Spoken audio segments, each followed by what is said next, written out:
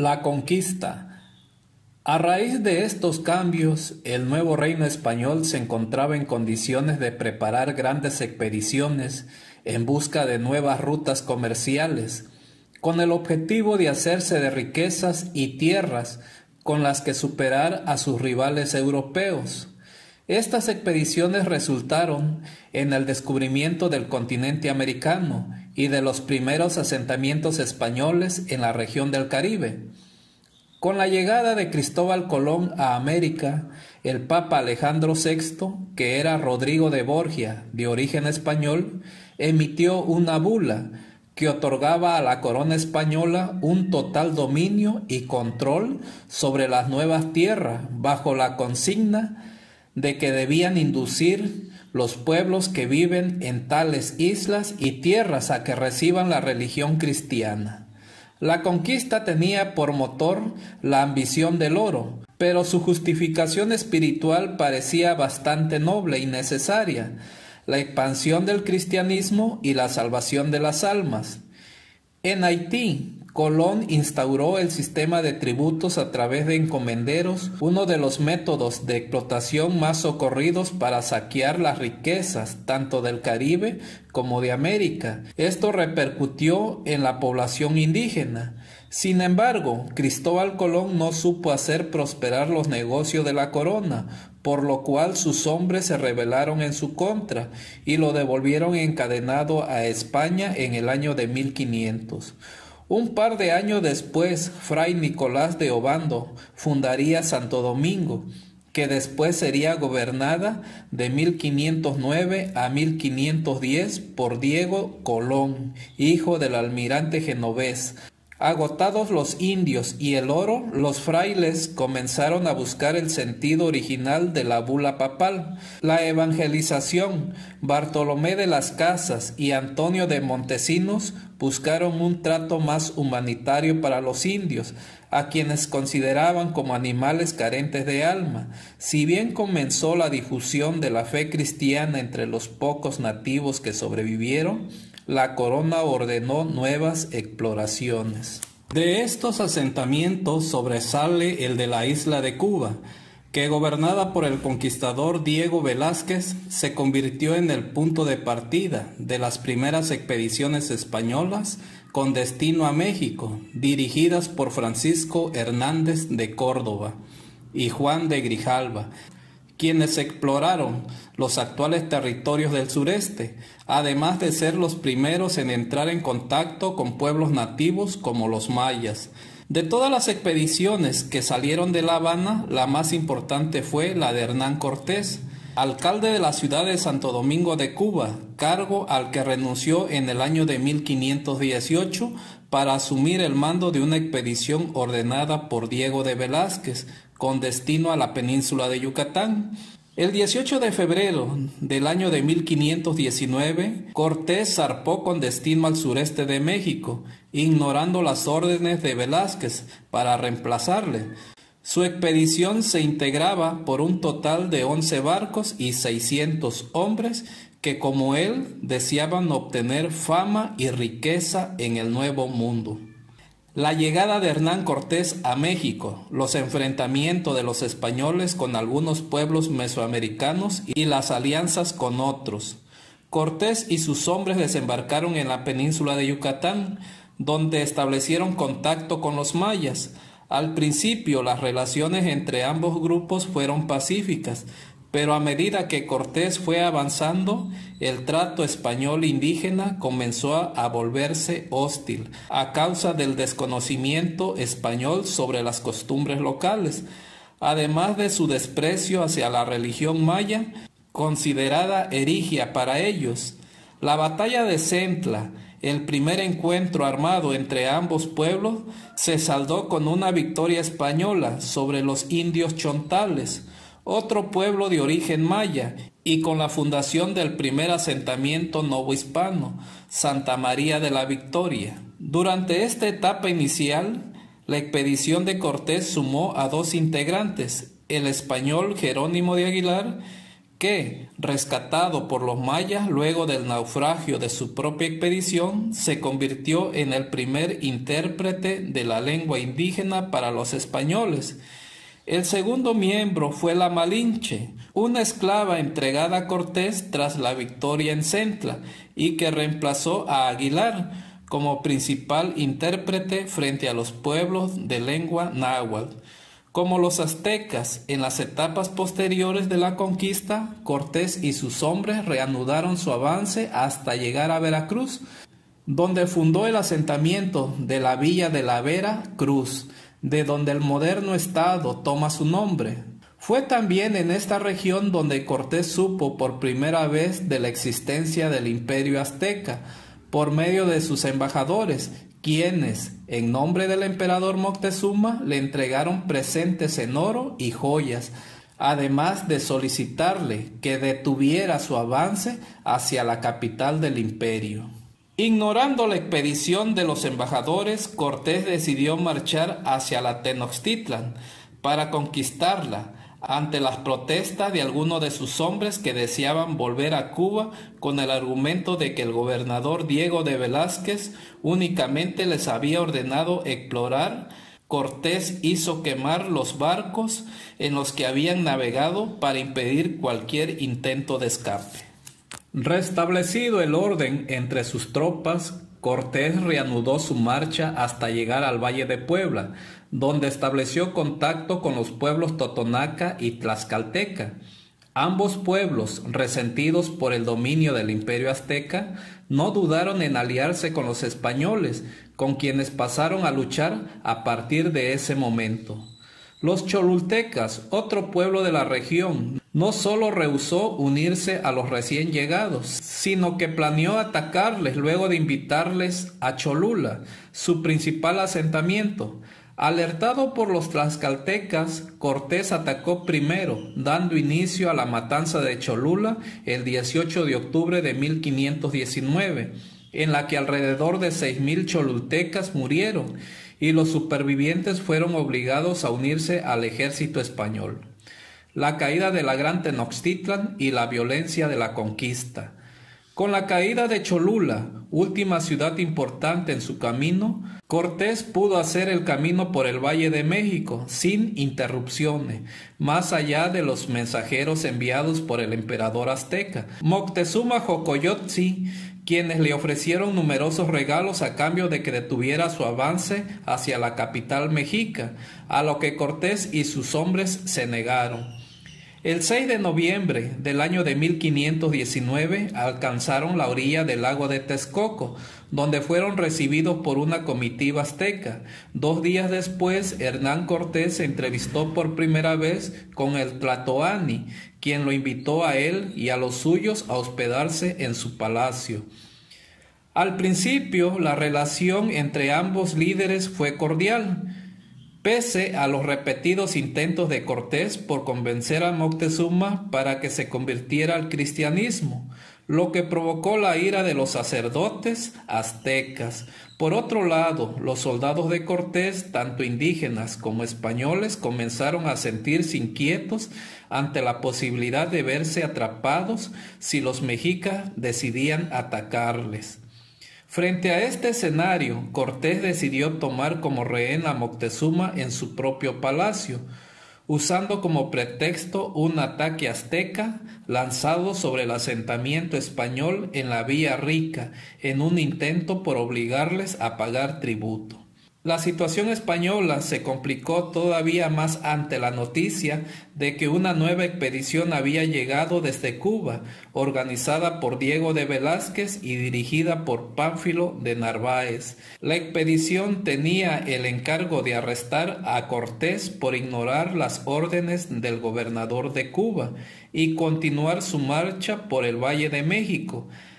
Ante esta nueva amenaza, Cortés abandonó Tenochtitlan para enfrentar a las fuerzas de Narváez con una fracción de sus hombres, dejando a Pedro de Alvarado al mando de los que permanecieron en la capital azteca. Durante la ausencia de Cortés, la posición española en Tenochtitlan siguió debilitándose. Enfadados por la falta de respeto hacia sus costumbres y su emperador, la nobleza mexicana deseaba expulsar a los españoles de su ciudad. Por su parte, tanto Alvarado como sus hombres comenzaron a temer ser atacados en cualquier momento. La situación se prolongó hasta el 20 de mayo del año de 1520, una fecha importante en el calendario religioso azteca, marcada por procesiones y sacrificios, temiendo que los festejos dieran paso a un ataque en su contra. Alvarado ordenó a sus hombres adelantarse. Así dio inicio la matanza del Templo Mayor, en la que los españoles y sus aliados dieron muerte a hombres, mujeres y niños antes de retirarse al palacio de Moctezuma. Como resultado de la masacre, los españoles perdieron el poco apoyo que aún conservaban del pueblo. Mientras tanto, Cortés derrotó a Pánfilo de Narváez en Veracruz y sumó el ejército que traía al suyo.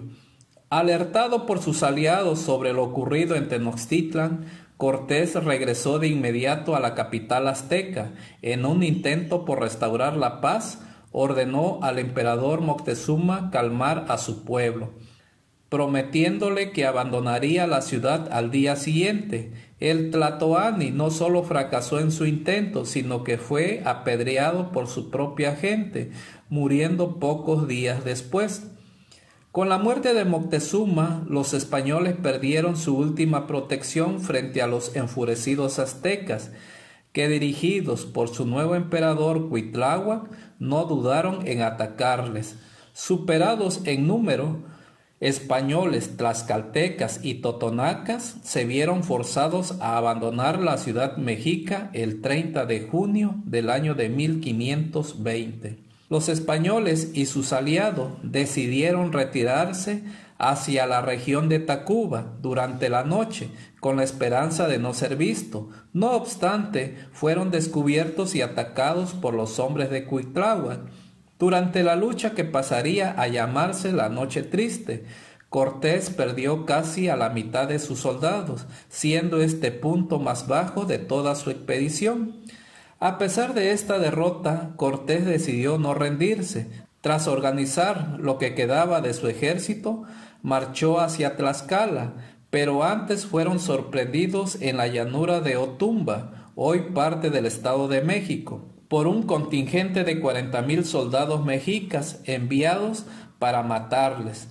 Contra toda posibilidad, los españoles ganaron la batalla, lo que les permitió reunirse con sus aliados tlaxcaltecas.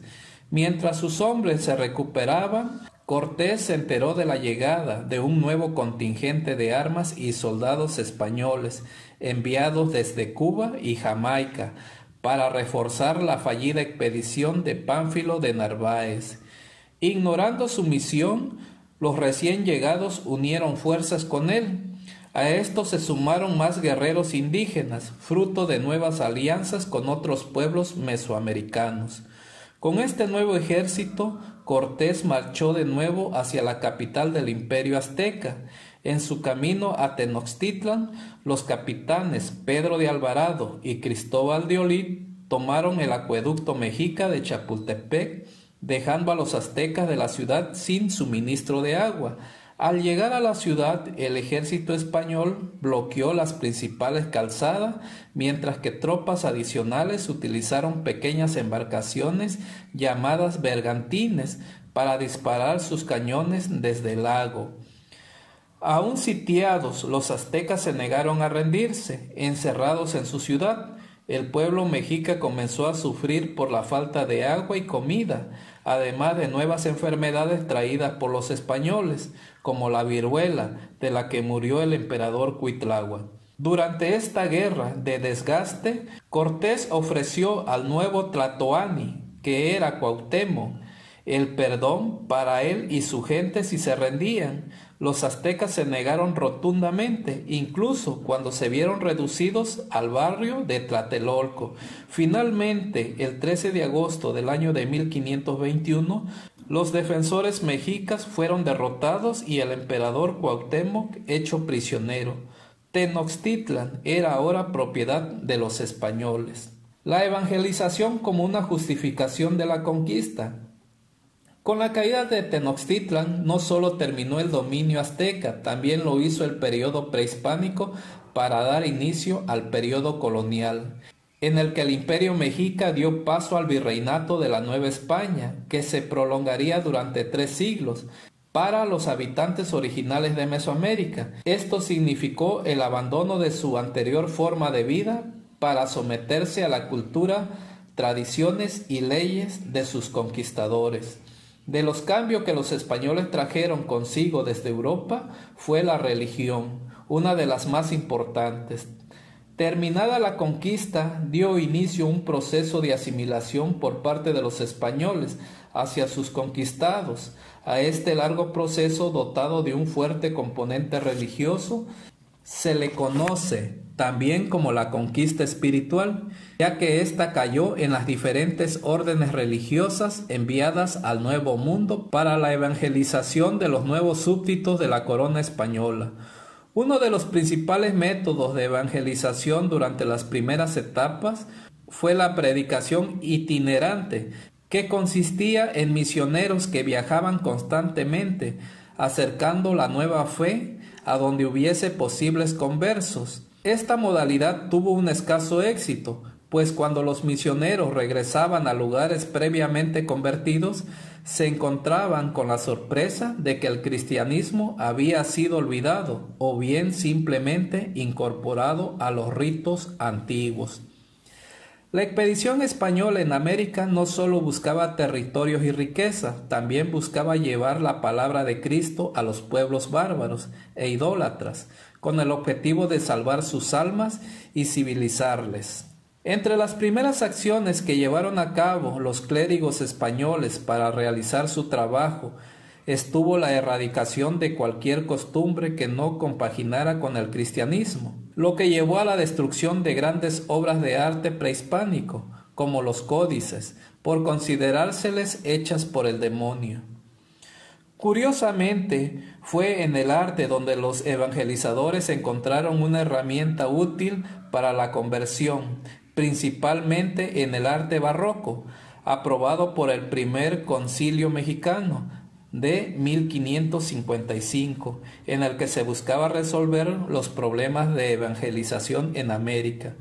De este modo, los evangelizadores llevaron a cabo un adoctrinamiento en la que se identificaban a sí mismos como los primeros apóstoles, pasando a los feligreses indígenas a ocupar el sitio de la comunidad cristiana de los primeros tiempos. En su trabajo, los evangelizadores dieron especial atención a los niños, para que mediante el uso de la arquitectura, la escultura, la música y la pintura, estos fueran alejándose de los dioses de sus padres para acercarse a la nueva fe. Si bien los conquistadores esperaban erradicar por completo las viejas creencias de los nativos, lo cierto es que las religiones se mezclaron una con la otra, dando lugar a un marcado sincretismo religioso, es decir, la fusión de aspectos de la religión católica con ciertas características de la fe indígena. A pesar de las diferencias entre estas religiones, una vez superadas las primeras manifestaciones de sorpresa y desconfianza por parte de los indios, ambas terminaron mezclándose en gran parte debido a que compartían ciertos elementos comunes. Encuentro y choque de dos mundos. Reflexión sobre las implicaciones culturales, religiosas y políticas. A la llegada, los españoles trajeron consigo la visión de un lugar y un momento, el eurocentrismo medieval. Las nociones de civilización y la barbarie eran relativas, pues para ellos los sacrificios humanos resultaban innecesarios, todo ello ante la ausencia del cristianismo y de los valores morales respecto al cuerpo. Por otro lado, la brutalidad con la que se procedió a lo largo de la conquista, de la cual dieron cuenta los mismos conquistadores o el mismo Fray Bartolomé de las Casas, da muestra que la barbarie no era primitiva al mundo azteca, ya que la crueldad y la violencia tenían varios matices y se presentaban de diversas formas, pero no todo fue calumnia y menosprecio hacia los indios. El mismo Cortés llega a admirar la organización política y social de los aztecas cuando habla de las condiciones en que se administraban los mercados.